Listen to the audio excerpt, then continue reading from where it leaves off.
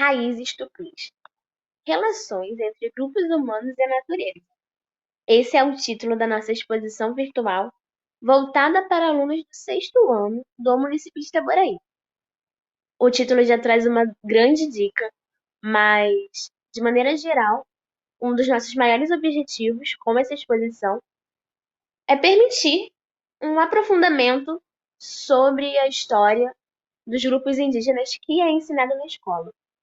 E com isso, permitir que os alunos tenham ferramentas para reconhecer os traços e as heranças dos grupos indígenas dentro do dia a dia, que podem estar em vários lugares, como na linguagem, na alimentação e até mesmo em atividades econômicas.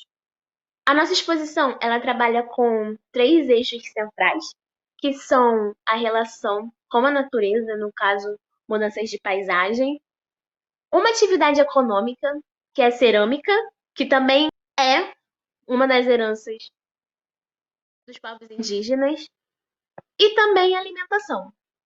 Para isso, nós escolhemos trabalhar com três tipos de linguagens: imagens, literatura e audiovisual. Como já foi dito, nós dividimos essa exposição em 3 salas. Dentro de cada sala, nós escolhemos 3 eixos temáticos: alimentos, cerâmicas e paisagem. Nós escolhemos basicamente os mesmos alimentos, que são o açaí e a mandioca. Nas imagens, nós decidimos botar poucos textos, e a gente queria realmente que tivesse uma interação com as próprias imagens, com o que elas tinham para dizer, e com que os alunos conseguiriam analisar. A gente decidiu fazer uma trajetória bem intuitiva. Primeiro a gente começou com o fruto do açaí, depois a gente passou pro preparo e a gente passou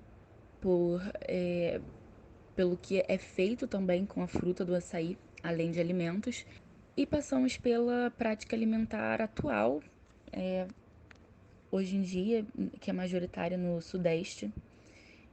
E aí a gente passou para mandioca. Na mandioca a gente tentou usar basicamente a mesma lógica, mostrando primeiro o fruto, depois o preparo e a colheita, e a bebida, né, de cauim, como ela é preparada, como ela é a bebida. E aí a gente parte para cerâmica. Na cerâmica a gente decidiu ir em um trajeto parecido. A gente trouxe um ceramista dando os toques num pedaço de cerâmica. Trouxemos também uma cerâmica que foi encontrada num sítio. Passando para cultura e comércio. E aí a gente passa para paisagem. Na paisagem nós quisemos fazer um contraponto entre o uso da terra e a interação dos próprios povos com o espaço geofísico, dos povos indígenas em contraponto com os povos não indígenas, relativamente na mesma área. Então a gente quis botar imagens de uma aldeia indígena e do lado dos prédios no centro da cidade. E é isso na sala de imagens. Temos então a segunda parte da exposição, que é o audiovisual. Sobre o primeiro, que são os alimentos, a gente fala um pouco sobre o açaí e sobre a mandioca. E sobre como a gente consegue tratar essas diferentes plantas alimentícias e como essas raízes nos ajudam a entender as heranças indígenas presentes no nosso dia a dia. E nisso a gente apresenta 2 videozinhos, e o primeiro é sobre o mito da mandioca. Há muito tempo atrás, em uma tribo indígena, a filha do cacique ficou grávida. Porém, foi uma grande tristeza para o cacique a gravidez de sua filha, pois ela não era casada.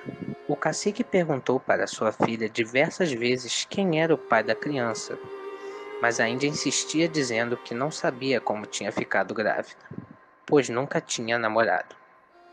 O cacique, é claro, não acreditou e, furioso com sua filha, pediu aos deuses para que punissem ela. Mas, em um certo dia, enquanto o cacique dormia, ele sonha com Tupã.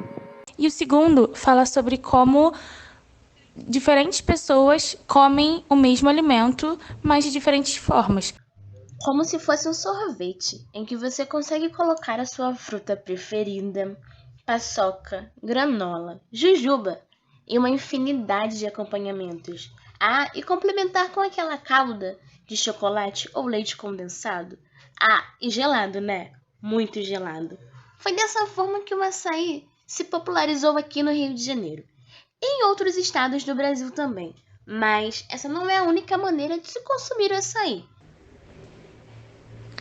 Já na segunda parte, na cerâmica, nós trouxemos pedaços de um documentário chamado Olheiros de Itaboraí.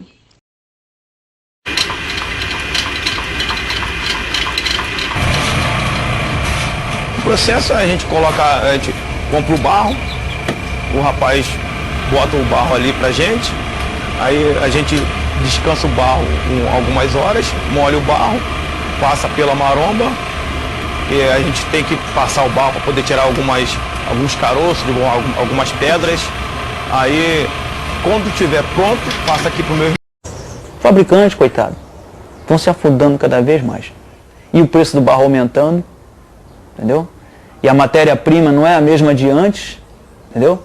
A matéria-prima hoje em dia está difícil. A gente faz uma peça como Dona Marli, está com prejuízo ali e inestimável, não tem nem como falar. Nessa parte, nós quisemos mostrar um pouco da história de Itaboraí relacionada com a cerâmica. Já na última parte, nós falamos sobre a paisagem, que trouxemos o documentário sobre o Xetá. Hoje aqui na região da Serra dos Dourados, onde estive no começo da década de 60. Isto está completamente mudado. Naquela época, era uma região de floresta neotropical, muito desenvolvida, com árvores muito altas. Agora é campo limpo tudo. Nesse documentário mostra um pouco da relação do ser humano com a natureza. E conseguimos entender um pouco da relação das heranças indígenas com o nosso dia a dia e tudo o que está acontecendo hoje. A parte de literatura foi responsabilidade minha e de Ingrid Job. Para tanto, a gente utilizou sobretudo os contos indígenas e também a gente trouxe uma indígena conhecida nossa para falar sobre a mandioca. Mas por que a gente escolheu a literatura? Bom, a literatura ela consegue dar uma dimensão de sentido muito maior sobre a propriedade da forma como os indígenas se utilizavam naquelas coisas. Mais que uma simples reprodução social, ou biológica, ou mesmo utilitária, a literatura e os mitos trazem uma constituição subjetiva, uma constituição de mundo, de sentido e da forma como eles organizam a sua experiência. E meio que é uma forma geral, né, da experiência humana. A gente sempre faz uma doação de sentido aos objetos que a gente se utiliza de uma forma até meio lúdica. O primeiro que a gente escolheu foi o açaí. O conto A Origem do Açaí, do povo Saterê-Mauê, que conta a história de Yassimei, que é uma jovem que, por conta da falta de alimento do seu povo, se entrega seu corpo a Tupã e da sua morte nasce a planta açaí, que alimenta seu povo. O segundo deles é sobre a mandioca, e uma amiga nossa, Thalita Fernandes, traz o relato da importância da mandioca para os povos indígenas. Ela é do povo Puri, e uma das coisas mais importantes que a Thalita trouxe é a observação de que a mandioca não é o alimento mais importante para todos os povos indígenas. Ela, por exemplo, como do povo Puri, uma das suas principais fontes de alimento é o milho, não necessariamente a mandioca. Oi, meu nome é Thalita e em Puri é Vini de Oratei, que significa nascida do vento.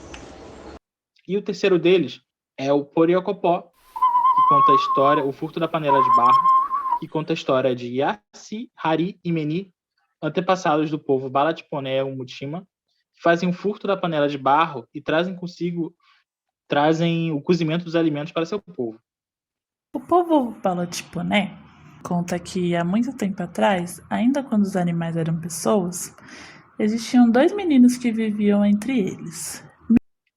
Nesse sentido, a gente tentou andar muito alinhado a uma história descolonizadora, tentando recuperar o sentido de que essas experiências traziam e trazem aos povos indígenas enquanto vivência também aqui na Terra.